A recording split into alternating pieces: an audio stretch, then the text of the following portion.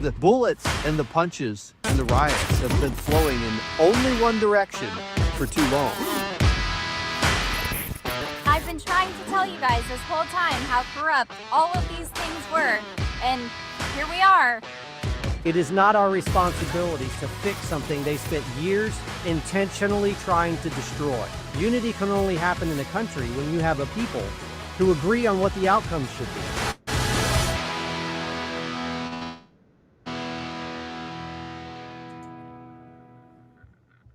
Well, welcome everybody. Happy Monday early. It's 12:30 Eastern time here. We're a little bit early. For those of you guys, I'm still drinking my coffee. That's how early it is. It's almost gone though. We have an incredible special show for you guys today. I have been super excited about this, and I know everybody here on this panel is also excited, maybe a little bit nervous too, right, SK? A little nervous about this? Yeah. We have a special guest today. You guys may remember her. Lisa Logan is here again. And if you guys haven't been paying attention to what's been going on over on X this weekend, the world is about to change. I liken this series that we're getting ready to roll into similar to what Dan Bongino did with episode 628, where he opened the floodgates and started examining and exposing the Russian collusion hoax. Well, we have two world famous investigators here with us. We have Lisa Logan and of course SK, and we may have a special guest join us if she can make it. I'm not sure if she's going to be able to or not, but if she is, you're going to see the format change. You're going to see us bring somebody else up here because we have an awful lot to talk about. How's everybody doing today? Lisa, welcome. I'm happy to be here. How's Thanks for having me back. I'm excited for this. Nom, are you awake? SK, you guys ready to go? Yeah. I've been awake since 4 a.m. I'm super excited. I'm so glad that this. Well, I hope you guys are ready. We're ready to roll. Did you guys see I think what there's a titled this delay. today? Is there a delay right now? It's called the Democracy Color Revolution. Are you delayed? There might be. Are you guys seeing a delay? Are you guys hearing a delay? I am. From you, we are. Let me do this. I'm going to start. From you, we are. I'm going to start closing some of the. Hold on.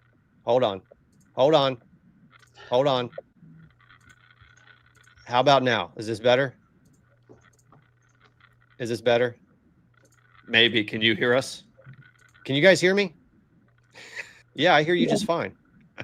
Are we having Yeah, technical you're delayed problems? from us. Are You they are trying to delayed stop from this us. show from going forward? Probably. They are. Probably. I don't understand. I do. I don't understand. Is this thing on? Hello? Is this thing on? Yes. Tap. Okay. Can we start now? I think Yes. All right. I'm going to close a few things that I have open here because I was trying to stage some of our visuals early, and maybe that's like sucking up some of the bandwidth on my system. I don't know. Maybe this is going to help, but I just closed some of the videos and stuff, and we'll just have to open them up as we go. Is that fair? Mm-hmm. All right.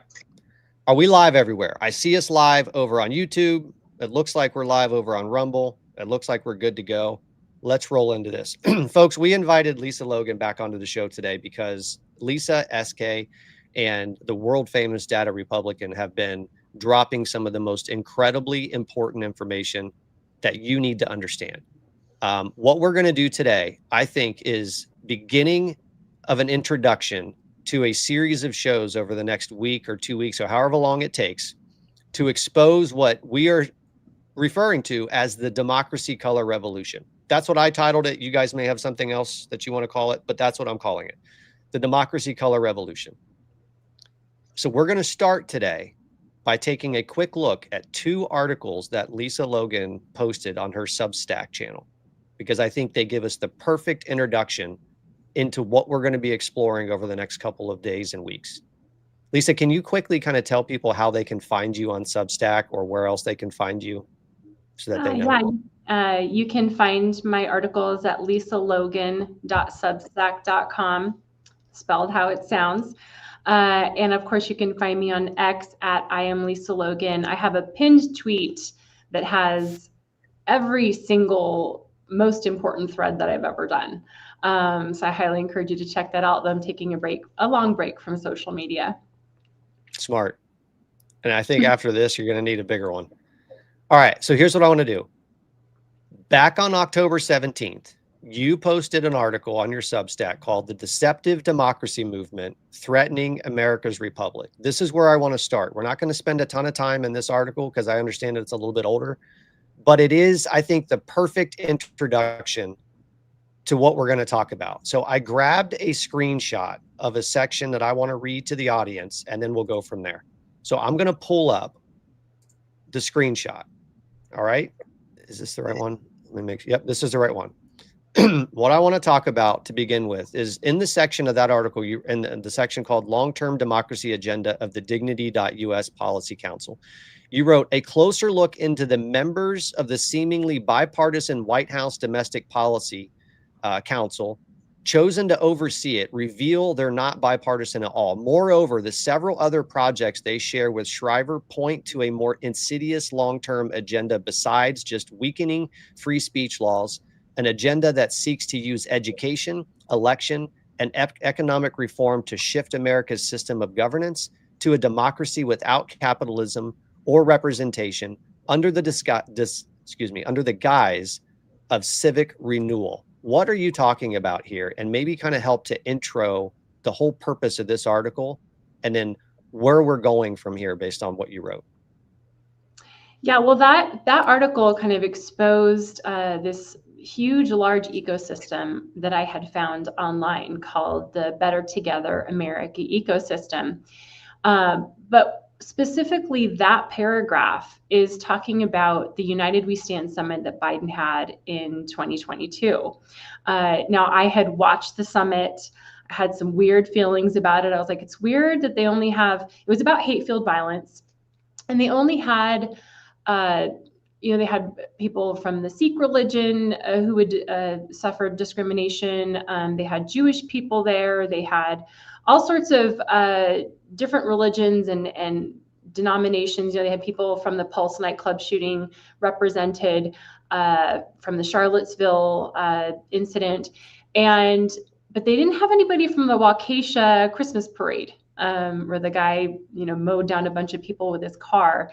And I just felt that was kind of an interesting thing, because the whole premise of that was that Biden said our intelligence agencies had come to an agreement that the biggest terrorist threat to America was domestic terrorism, which is being fueled by specifically white supremacy.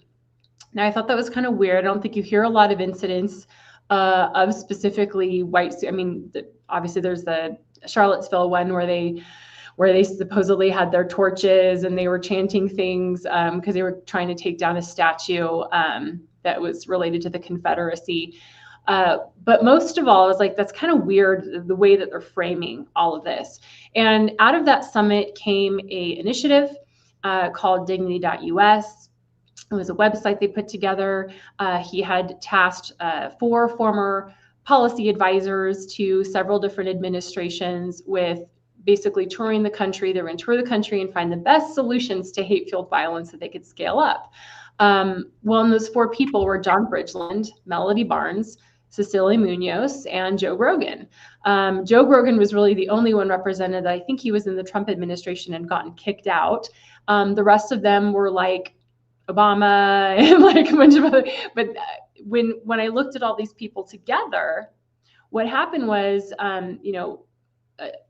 a year earlier in 2022, I had actually written this whole, did this whole video on my YouTube channel about the 3 organizations that Shriver had: Unite, CASTLE, which is the organization behind social emotional learning in schools, and the COVID Collaborative. And I showed how all these 3 organizations kind of worked together to bring in election reform, to bring in education reform, and of course, civic renewal and economic reform. And so that is what kind of kicked off all of this, was this realization that this was part of something much, much bigger, a conspiracy to silence Americans and also completely change America. Yeah, thank you for that. By the way, guys, you'll notice that I'm switching the format. It's because our other special guest just joined us, and I'm going to bring her up. And I am so excited to introduce you guys to the face behind the account of Data Republican. She's here. Hi. Hi, Data Republican. How are you? She's kind of a big deal. Look, She is. she even has leather-bound books in her office. Smells of rich mahogany. Can you hear this? Yes. Awesome. Yes, we can hear you. Nice to see all your faces. Great. Yours too. It's been an exciting week for sure. Yes. And I'm so happy your hard work is finally coming out. Well, all because Totally of you. agree. Yeah, That's right. You're a Republican. We're so grateful.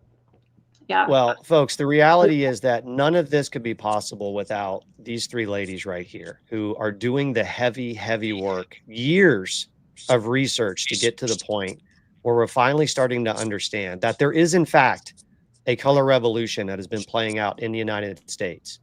And that color revolution has been behind the mask of what they refer to as democracy. You've heard them talk about democracy for years. And I think most people don't understand what they mean when they talk about democracy. It is not democracy in the sense that you think it is. So what we're going to explore throughout the rest of this show is what they actually mean. And also what Lisa and others have written about this. So one of the things that you talk about in that first article that was posted on 10/17 that I just want to spend a few minutes on, you lay out a framework for how these organizations basically plan to usurp the constitutional republic as it exists today.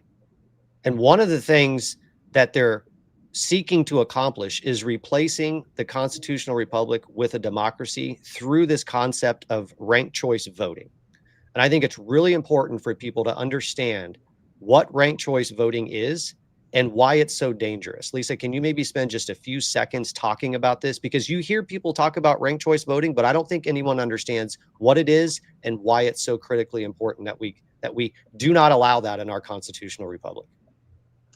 Well, this is a system of voting where instead of just choosing one candidate, right, yes or no, you fill in the bubble, or in my state, you fill in the bubble because there's all sorts of mail-in voting, or, you go to the ballot box and you fill in a bubble. And so this is where you rank the candidates in the order that you'd like to possibly vote for them.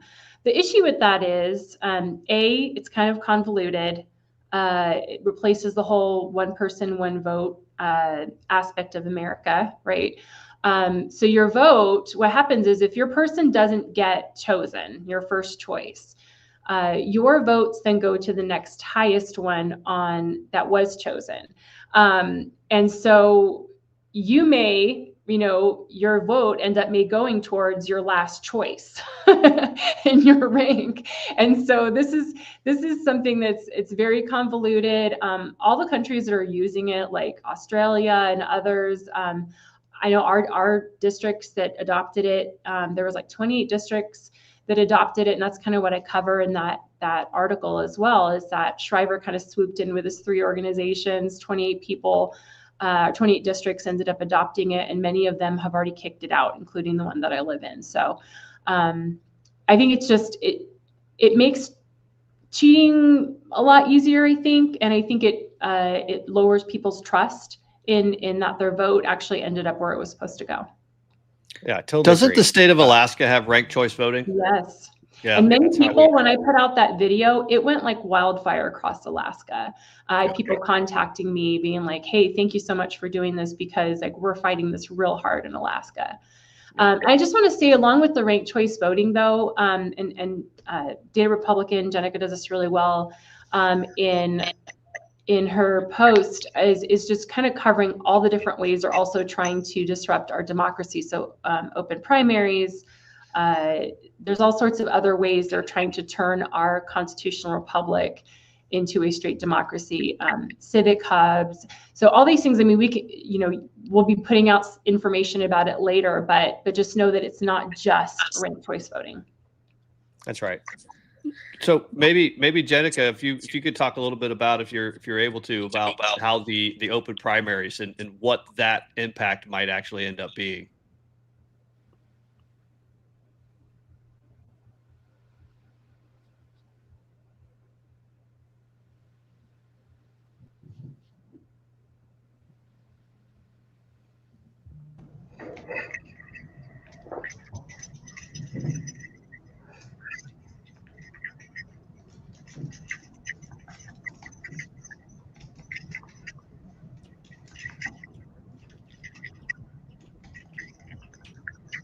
So like one of the reforms proposed by Rachel Clanfield.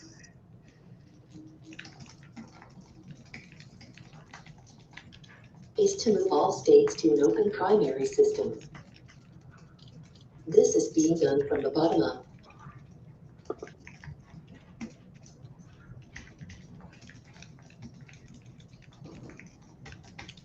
They are installing people at the state legislature level who support these reforms.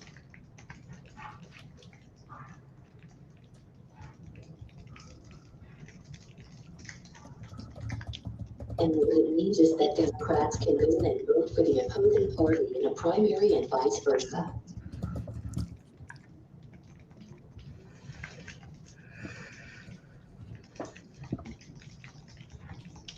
But the danger with that is that, of course, Democrats have their non-governmental organizations.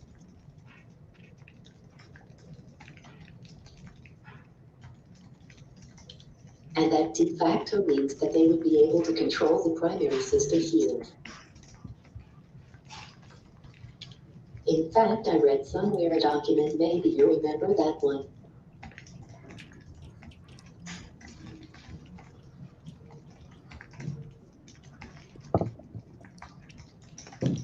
That they are no longer considering congressional races competitive because 95% are in safe districts.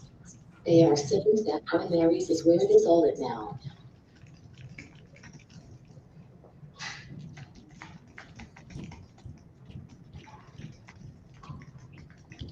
In other words, they are going to be pushing progressive candidates in Republican red seats. That's right. That's exactly it. Yeah. Yes. And here in Oklahoma, a solid red state. This in Nebraska, I found a bill dedicated to just that. Mm. Yes. Yep. And here in Oklahoma, which is a solid red state, we didn't have a single blue county.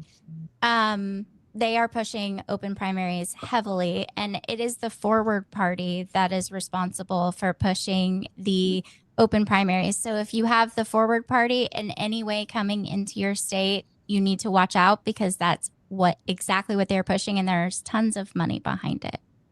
And I would the truth is, though, go ahead, Lisa. I was going to say, I was just going to add that, there's a reason we have, like in our state, we have a caucus system, and we have what's called party platforms, and a lot of times in order to be elected by your caucus, we have the Republican caucus and we have the Democrat caucus. We have to be able to measure that candidate against that Republican platform to say, hey, are you kind of holding to the values and the things that our caucus and party agree upon? And when you have open primaries where it just no one declares what they're for, then you don't know. Then you don't know what they're for, and they can then pretend to be something that they're not. That's right. Yeah, that's right. And we've We've seen in a number of places that currently have open primaries where it's just pure chaos. We see actual campaigns where Democrats are saying, hey, we're going to end the primary. We're going to try to elect the least capable, least effective Republican to be the standard bearer in that next general election. Happens all the time. It's horrifying. So ranked choice voting, open primaries, this is just one of many, many, many ways that they are engaging in a color revolution. This is just one way for them to start to shift the balance of power away from what they consider to be the extremes or the extremities of American society.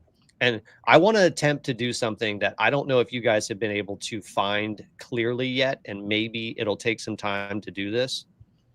But I'm convinced that after we get through all of this information over the next week or 2 weeks, we are going to find out that the people who are behind the democracy color revolution are somehow connected to the people who assassinated Charlie Kirk. And the reason why I believe that is because Charlie Kirk, Turning Point USA, and in a much larger regard, Christianity as a whole are the only thing that stands in the way of a full authoritarian takeover of the United States of America. If you go back and read their documents, including Arctic Frost and including all the stuff that the Biden administration was doing, they talk about Turning Point USA being one of the biggest impediments to this concept of dignity and democracy. And I've got some examples to show you here of actual leaders of the, what I call the mouthpiece of the communist revolution, talking about what they plan to do with Christianity in the United States.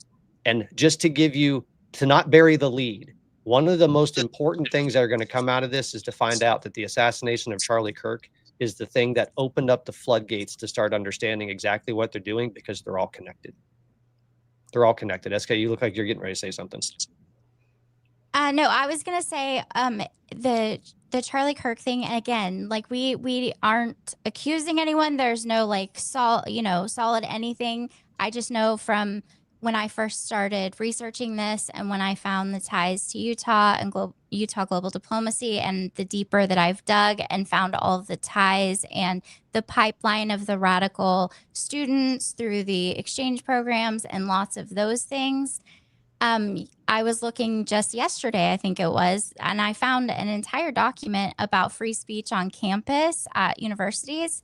And it's really frightening because they're saying that they are promoting free speech on campuses, but then there's like a warning at the bottom of, it'll talk about free speech and how there needs to be this exchange of ideas. And then it's like a warning label underneath that. And it will say, but the downside is that students could be exposed to damaging ideas. Like they're even wanting to control the thoughts of students on universities under the guise of free speech. How they're doing that, I don't know.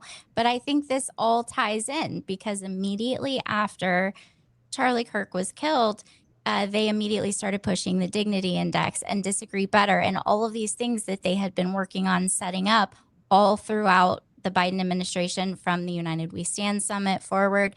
The SPLC plays in, the ADL, they were pushing policy directly to Susan Rice. So a lot of the censorship policy was pushed from these organizations.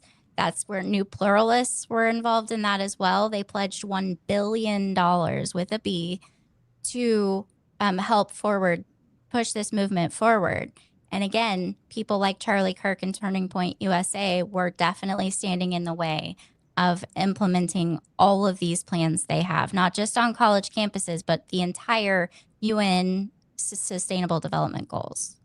Yeah, and the Republican put in her original thread that she did quite a few days ago that kind of kicked all this off. She referenced that Chronicle of Philanthropy article where they literally mentioned Turning Point like 3 different times, and they say that they were an obstacle to their pluralist endeavors on campus and otherwise. And a lot of the money and funding that was going towards pluralism was going toward these monofaith efforts instead. That's right. And I think that's it. If I remember, as I was reading through the article that you posted on your Substack on October 30th, and this is the one I want to spend the rest of the time in, you titled it Part 1, The American Color Revolution is Disguised as Democracy with Dignity. And you led off that article by saying, was the assassination of Charlie Kirk part of a plot behind 10,000 plus organizations to use disagreeing better as a lever to pass left-leaning policies? Talk to us a little bit about what you meant by that.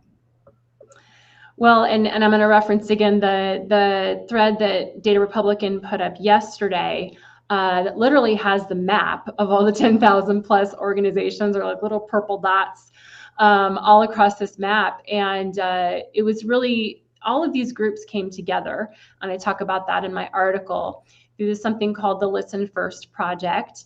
And many of them it brought together disparate groups that normally wouldn't work together. We're talking like racial and social justice, environmental justice, all across the board, economic reform, election reform, all of these different NGOs that have unfortunately received a lot of our taxpayer money through these omnibus spending packages, and that happened a lot through the federal plan and otherwise, but they're basically taking our money and then using it against us to plan anti-American activities in our own country.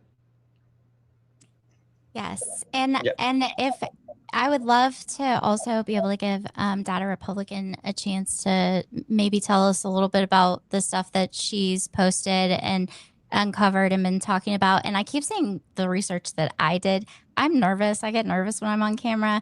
I just want to take also 1 second to not only thank Data Republican for putting Lisa and I in touch, because I feel like I'm developing like a lifelong friend. And Lisa, I feel like I've known her my entire life. We've talked every single day, but also that Data Republican ever even opened a DM and was interested in anything it is that I had to say. She's been so gracious to look at this information and find things that we weren't finding, because she's so efficient at, taking an entire screen recording that we've sat and listened to, and we might have missed something, but she's able to find those little important nuggets that we might have not heard or not had a chance to get all the way to yet, because it's, so many hours of footage, and I'm just so grateful. And I want her to know that we are extremely grateful. And all of the research combined, I would have never been able to connect some of the things that I've been able to connect without Lisa.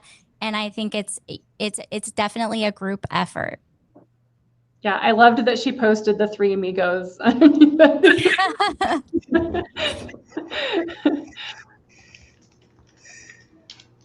the feeling is mutual, really.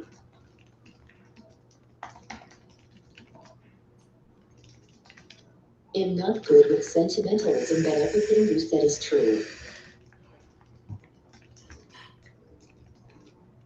So what happened here is that in doing the book right, the deadline is end of this month.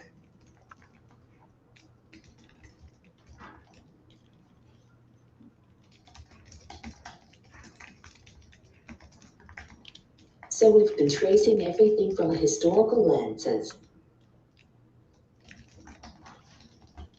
showing how it builds up to the current state.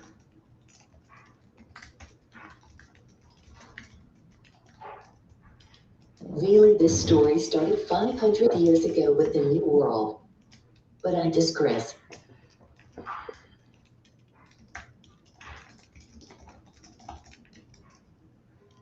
So this being the end of the book,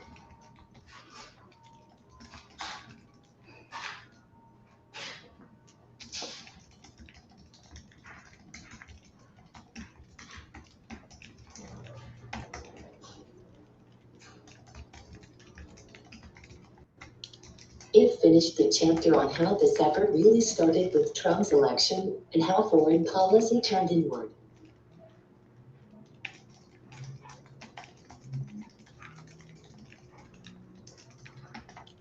Because that's when it really started, with Trump's election, we became our own nation building project.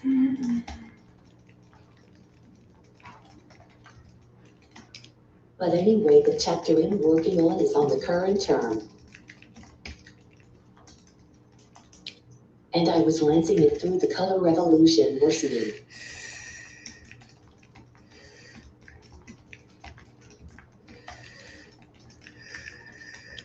And the research for that is what has sent me down this rabbit hole for a couple of weeks. So thank you for pointing me in this direction. And thank you as well. So I saw somebody over in the comments on YouTube, and I want to just address this question because I hear this all the time. what does color revolution even mean? I keep reading about it, but she hasn't been able to find an answer. And that's from Marty Brown. So a color revolution is actually a relatively new idea. It's something that kind of came to be in the early part of the 2000s. And they call it a color revolution because it is essentially a quote unquote nonviolent revolution that is usually identified by some, I don't know, national identity, usually a color, like you hear about the Orange Revolution in Ukraine, you hear about the Rose Revolution. There's been a couple of them in the early 2000s, but the problem that everyone needs to understand with the color revolution is they are almost always never organic. They are almost always historically entirely created, organized, and funded by our CIA and our State Department. So a color revolution historically has been the United States meddling in the affairs of, for the most case, democratically elected leaders that people in our government decided did not deserve to be in power. So we orchestrated an attempt to overthrow them. And we did it through non-governmental organizations, through USAID funding, through the State Department. How do you think the Ukraine revolution occurred when Barack Obama sent his team into Ukraine and then suddenly the leader of Ukraine was thrown out of power? And then we ended up with the people that Joe Biden was making deals with, the people that Hunter Biden was being sent to go work for Burisma with. That's a color revolution. And it's important for people to understand that what's happening in this country right now is a color revolution that is being executed by many of the exact same people, not just the same ideologies. And Lisa, I want to touch on this. In your article, you talk about how the people who were employed by USAID and then found themselves unemployed when Donald Trump came into office have now suddenly reappeared. And they are the ones who are leading this effort today. Can you talk about that a little bit?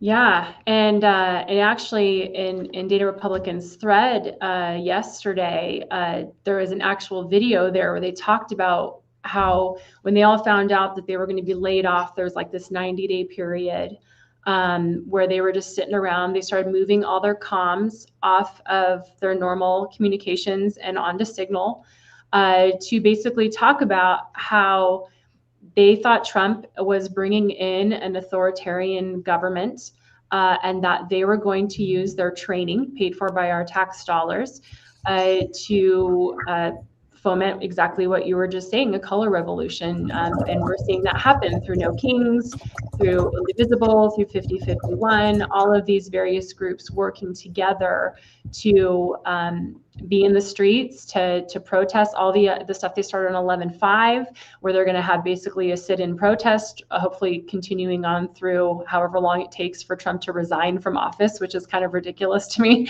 But yeah, this is exactly what's happening. These former USAID employees are now using their training to do exactly what they do in other countries here on US soil. That's right. That's right. So where I want to go next is you spent a lot of time talking about this Listen First coalition, and you talked about it already on this show today.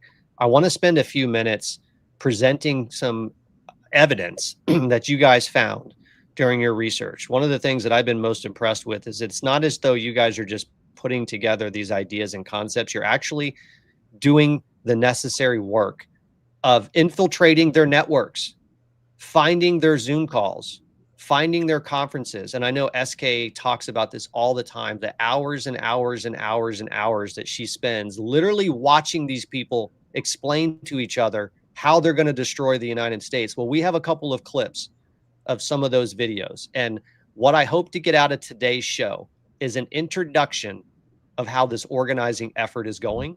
And then over the next couple of days, we're going to dive deeper into this topic. So the first one I want to show you guys is a video clip from a conference held by Listen First. And it's shocking to hear how these guys are organizing this stuff. So give me just a second while I pull this up, and then I want to make sure I'll give you guys an opportunity to respond to it. So this is SOT 3. Here we go. Are we ready? I'm not going to keep doing this work if I can't solve the money problem. Several months ago, I started organizing a meeting, which is now happening in November, and I'm trying to figure out how to talk about it so that I'm not violating confidence. I think I'll just keep it vague. There's a meeting happening in November on the East Coast to which the representatives of the Soros family are invited and coming. Representatives of the Koch family are invited and coming. And 20 other funders are coming who are on the left and right and who all are appalled at what's happening with their money and what's happening to the country. And we're going to sit them down for 2.5 days at a very prestigious estate of a very wealthy family that will remain nameless. And they're going to sit down and we're going to say to them, how do you feel about how your money's working?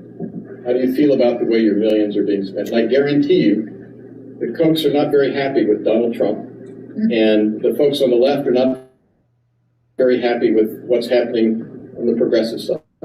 And basically, start together and saying there's another way we can use our funds. My hope is that after that meeting, in the middle of November, I could come back here to the library and say, you know, even the people that we're talking about, that we're saying are the problem, even they are starting to say we've got to do something about it. Because I agree with you that until those people with the millions and billions really start thinking a little differently, and they literally felt that they could use their money to get their way. And what they're finding out is that their money's not getting their way. They're not getting what they want. And that's the key. Wow. What did we just hear? What was that? Because it sounds to me like that was the beginning of an organization to kick off a color revolution. Right. Well, and actually, so that wasn't a Listen First meeting there, but that guy, Mark Gersonen, who leads up the Mediators Foundation, who is a part of the Listen First Coalition, he was at a library just talking about his new book, and he happened to kind of do a little overspilling of his mouth and talked about a meeting he was organizing between the main funder of all the initiatives and people and organizations on the left, which is George Soros, and the main funder of a lot of the initiatives and people and organizations on the right, which was Koch, and Koch, not like the drink, but the Koch Institute, which is now the Stand Together Trust. They came together in 2017, decided on an agenda together to, I'm guessing, to help our democracy. Maybe that was the topic of the day. How do we completely change America? And that was instituted by the fact that Trump was elected in 2016, and they kind of had a freak out moment. And that led to the creation of the New Pluralists and the Listen First Project and Coalition and so on and so on. So I just want to be clear real quick. I just want to be clear real quick for a lot of folks maybe who, when you say Koch, most folks would on the right would know them as the Koch brothers, who have been huge Republican donors for years and years. And then on the other side of the aisle, you've got obviously George Soros and Open Societies and Tides Foundation and all those. So what you're saying here is we have those two huge donors who, guys, billionaires don't donate to causes unless they think they're going to get something significant out of it, right? Maybe they want to reduce some of their tax liability. That's fine. But if they're going to donate to these causes, it's because they think they're going to get some cash flow in their way on the back end of it. So you've got those two who basically worked against each other, come together to say, we have to work against that one person, Donald Trump. Is it because he wasn't controlled by any of them? I'm guessing yes. I'd love to hear what you ladies have to say.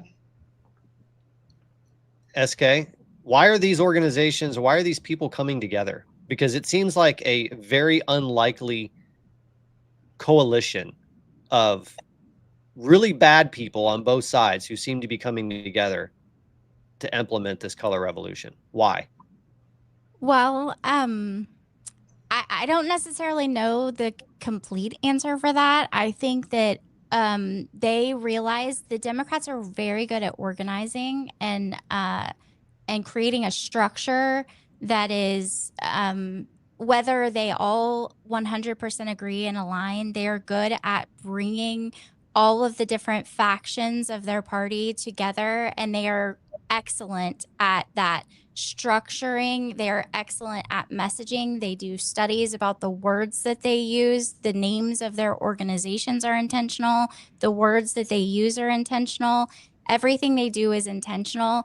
And one of the things that we've found through this research is that they have hubs that they've built around every like arm of this movement. They've brought as many thousands of organizations together under one umbrella.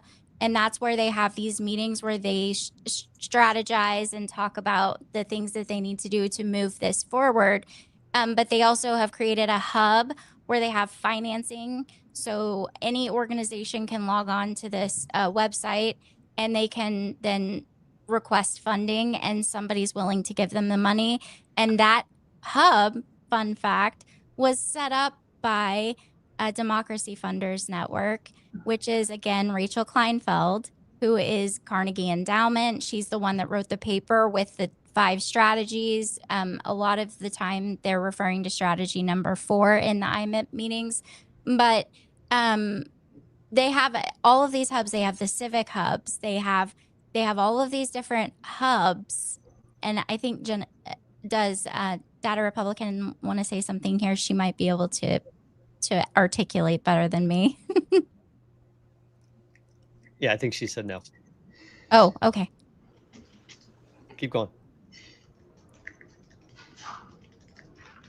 But yeah, I mean, they are very good. Yeah, she's typing. There's also a structural reason here, right? If you think in terms of feedback loops,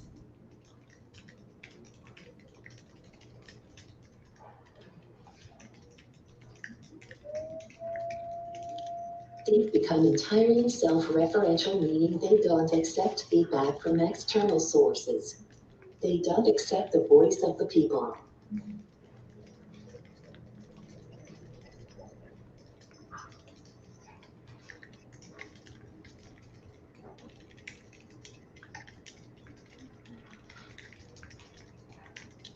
And I just want to point out that that has the tautological impact that they're all gonna think the same way, right?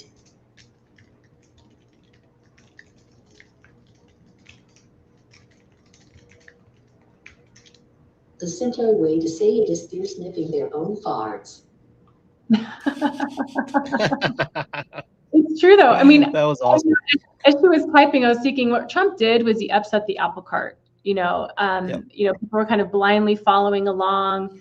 There was a populist movement that was rising that was like, hey, we don't want our First Amendment rights violated. We don't want any of our amendments violated. And I think it kind of brought this because there was so much emotion behind his election. I think they got scared. I think they got scared that the people were actually rising up and saying, hey, we don't want a lot of the stuff that regular old government's just giving us.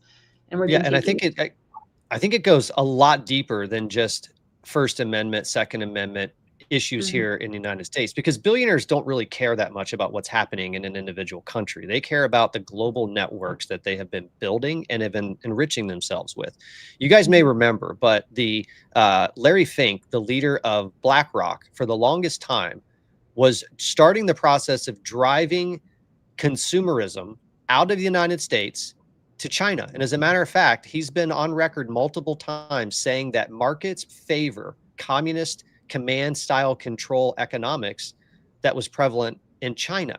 And the fact that Donald Trump would come into office and he would make part of his campaign in 2016, this concept of America first, rebuilding our manufacturing base, putting countries on tariffs that are taking advantage of us, that in and of itself was the single most disruptive thing an American president could do to start the process of clawing back some of what these people have been building for decades. And I'm convinced that this is the reason why these billionaire organizations, the Koch brothers, don't care about conservative politics. They care about money. And Donald Trump was disrupting the Chamber of Commerce networks that have been built out of this country, sending our manufacturing base, our money, our influence all over the world. And it was never going to come back until somebody like Trump came in office and started demanding that the American people be taken care of first. And I think one of the problems that we deal with is that I don't think people understood when Trump was elected in 16 and then again in 24, just how deeply rooted and how effective these organizations that the color revolutionaries have stood up. And it's not just that they're sitting on Zoom calls arguing and complaining and bitching and moaning about stuff. They are actually putting things into place. They are putting strategies into place. They are putting networks into place. One of the things I want to get to before we run out of time, you guys, Lisa, you talk in your most recent article about this concept of the 4 Bs. I'm going to show something here on the screen in a second. Can you help us understand what this is? And the reason I bring this up is because folks need to understand, SK says this all the time. They are at the 2-yard line right now, getting ready to push into the end zone. And this is how they're doing it. So Lisa, would you mind just kind of showing us real quick what this is? What is this? What is the 4 Bs and how are they using this? Well, their 4 Bs is their strategy to bring us into this, what they call to generate democracy in the center there. So that's bridging, blocking, building, and belonging. And then if they can't succeed with those 4 Bs, there's an unwritten B, which is breaking the systems and institutions of America. So obviously blocking is stuff like blocking people's free speech. The people that, again, like Charlie Kirk, who riled up his base to say, hey, we're going to fight back against some of this stuff. The building is like building new systems, exactly what Jennica just said, building the structures and institutions that to make us a straight democracy. So those, citizen assemblies, how we're going to do governance here in our country. The independent movement calls that omni-win. There's the whole Game B movement. It's how they're going to take us into this next form of democracy. Then you have the bridging movement, which is kind of like the connective tissue. They're the ones that get R's and D's together to have these generative discussions or dialogues, folks like Braver Angels. But what they don't tell you with this bridging movement is they use the same tactics, and that this is how I kind of came to this knowledge in the first place. I actually wrote a whole nother article about how did Tyler Robinson get from a kid who was from a, kind of MAGA family to somebody who wanted to silence Charlie Kirk. And really it's the way that they do the dialogue, which is a very manipulative Delphi technique that's been used in social emotional learning. It's been used a lot of times when they have these planning sessions. Rosa Koire was a great one who exposed these local Agenda 21 meetings they would have, and they would have a facilitator, hence the Mediators Foundation. There was a whole slew of trained mediators who get people together to have these discussions who already have an outcome in mind, and they steer the conversation through crowd tactics and very verified techniques of belonging. A lot of times when you get people together and you get them to talk about what they do have in common, their guard gets lowered, and then they are able to agree to things that they may not otherwise agree with. These T groups and sensitivity training tactics. So this is kind of how they're doing it. And again, if they are not, they have trained people ready to try and break our system. And that's why you see people in the streets, yes, nonviolent protests and things like that. But again, it's to overthrow the presidency and our whole entire system of governance. But it's nonviolent. You have to remember these people in these meetings, when they are talking about this, they talk about how setting fire and burning down buildings is nonviolent action. Property destruction is nonviolent action. They basically consider everything nonviolent action. That's right. And what's fascinating is, as I go back to the original point, I think, of your article, and the thing that kicked all of this off, the one thing that stands in the way of building, bridging, blocking is somebody with core principles sitting in that room in those Delphi type listening sessions who actually believe in something and are willing to stand up for it, like core constitutional principles. That's it. That's it. Right there. That's it. That's the Charlie Kirk. That's the Turning Point USA. That's the principled kids. That's it right there. That's what they can't have. In that document I found yesterday, it's a PDF. It's a PDF. I'll try and get out what I can. But that it talks about free speech. It talks about all of those things, and then it talks about the negatives. And just what Patriot Dad said, They can't have these kids that are principled, that stand for something, that have morals, that have values, that are not easily swayed, because then they cannot push forward their mission. If one kid in the room stands up and says, no, this is wrong, I don't agree with this, and refuse to back down, other kids are going to get the courage to say, you know what, I don't really agree with this either. And they're not afraid to speak up. I think Jennica might right. have had something to say. I saw her raise her hand. Jennica, if you have something to add, we'd love to hear it. No. Okay, great. So, but before you move off this topic, right? So we just kind of exposed, the Charlie Kirk, the Turning Point USA is one of the B's in the bridge building there, and so it was a way to interdict the Delphi psycho programming. I think that goes on there is from a blocking perspective, because ultimately we got to get to a point of asking, well, what do we do about this, right? I mean, who's listening? Who can actually do this?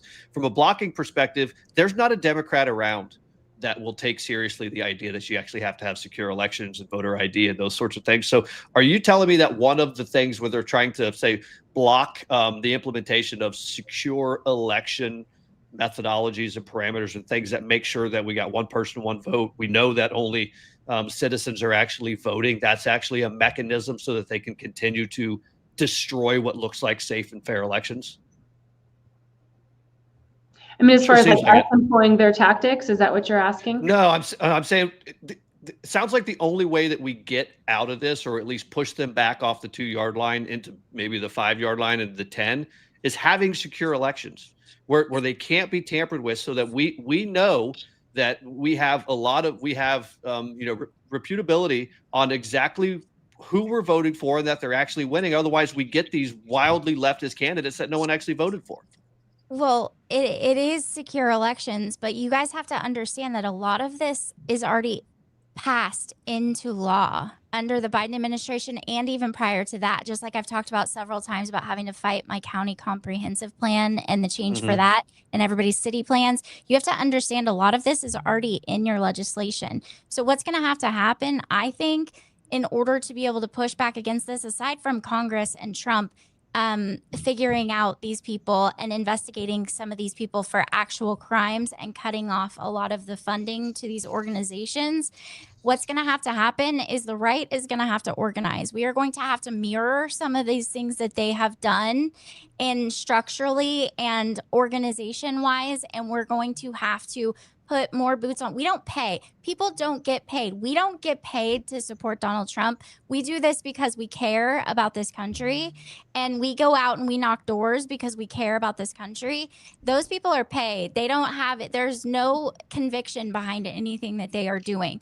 But the people that care, we have to get together. We have to mirror what it is that the left has done in order for us to be able to push back against this whole thing, aside from just exposing it and letting people understand how they've structured this, why they are structuring this, and how it's in every aspect of every part of your life. And it will be and continue to be in every aspect of your life if we don't stop it.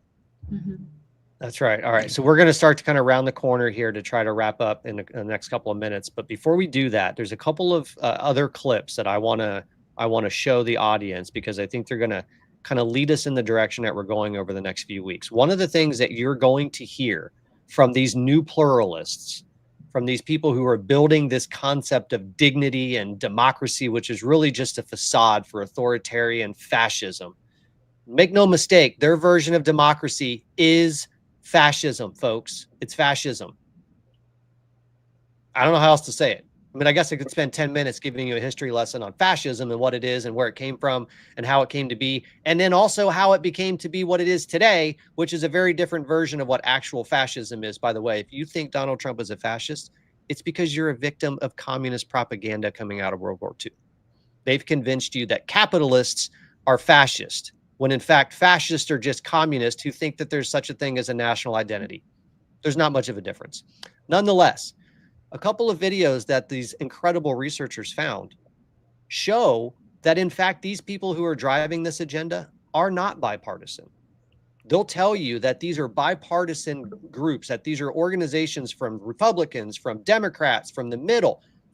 They're not. And I think we have They're- the proof. SK, while I set this up, go ahead and jump in. They're not bipartisan. They're transpartisan. They use the word transpartisan, and it makes Are you me effing giggle kidding every me? time. No, and What? it makes me giggle every time because I'm like a child, and I think it's So hilarious. they're basically They just call really it- confused.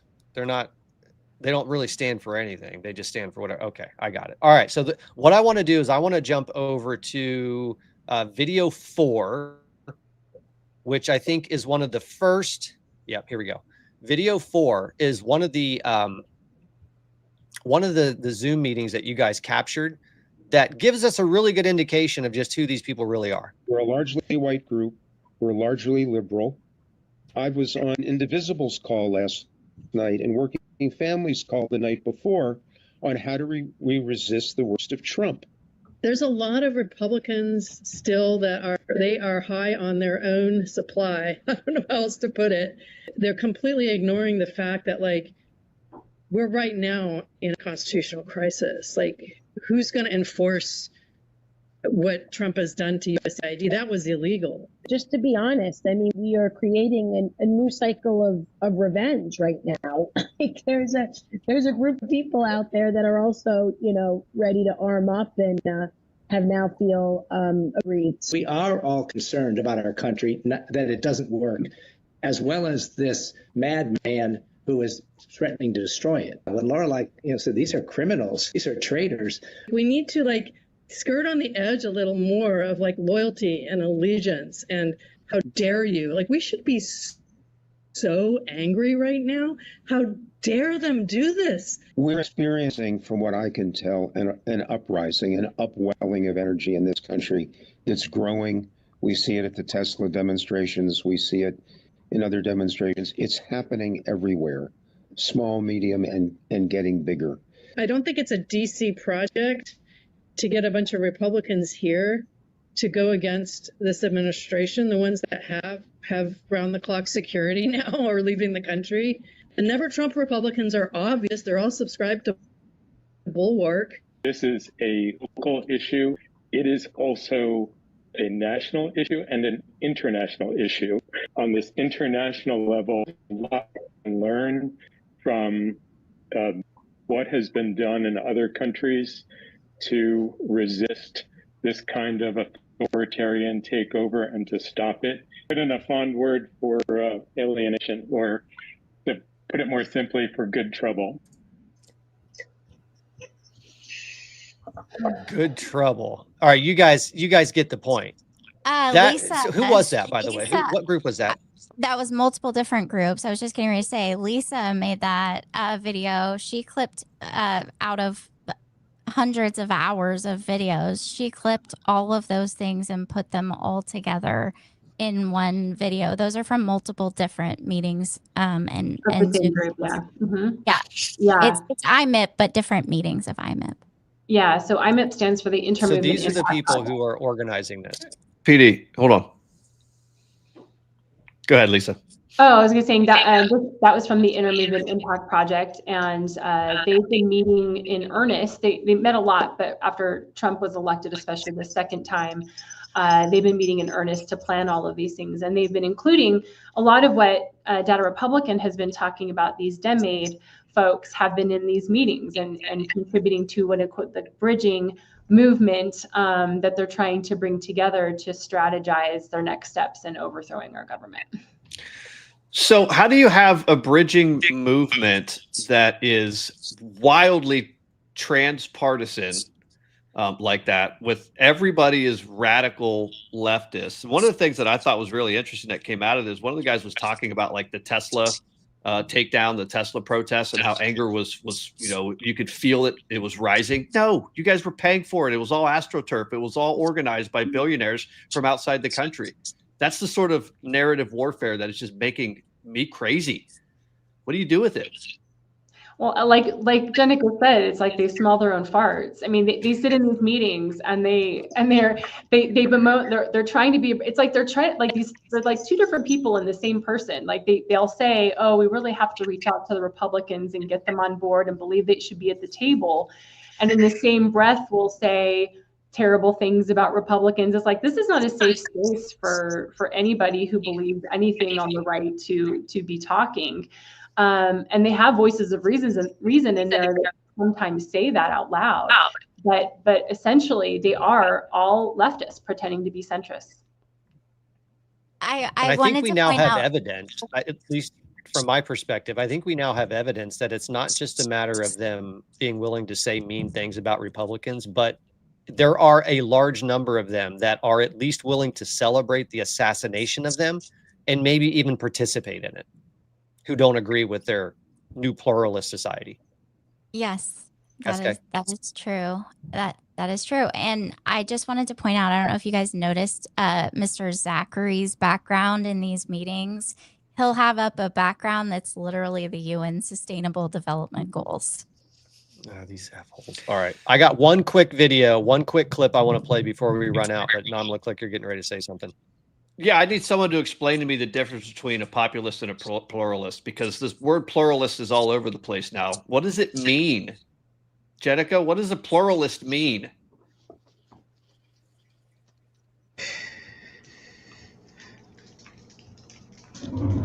I can answer that.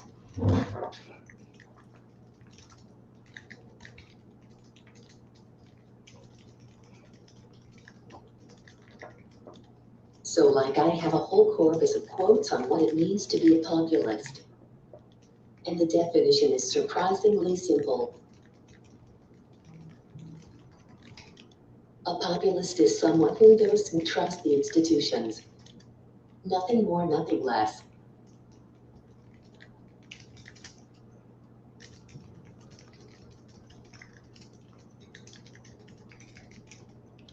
They've just gotten so crazy that they actually view skepticism as a threat. Now the pluralists part. That's another one of their weasel words.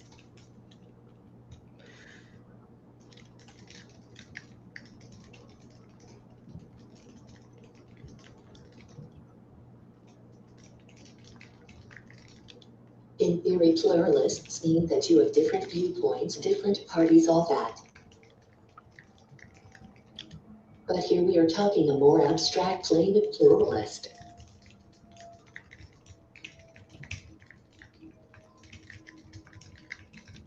One who doesn't believe the system should be restricted to voters as the only stakeholders. It's the same concept as Carl Schwab and the stakeholder capitalism.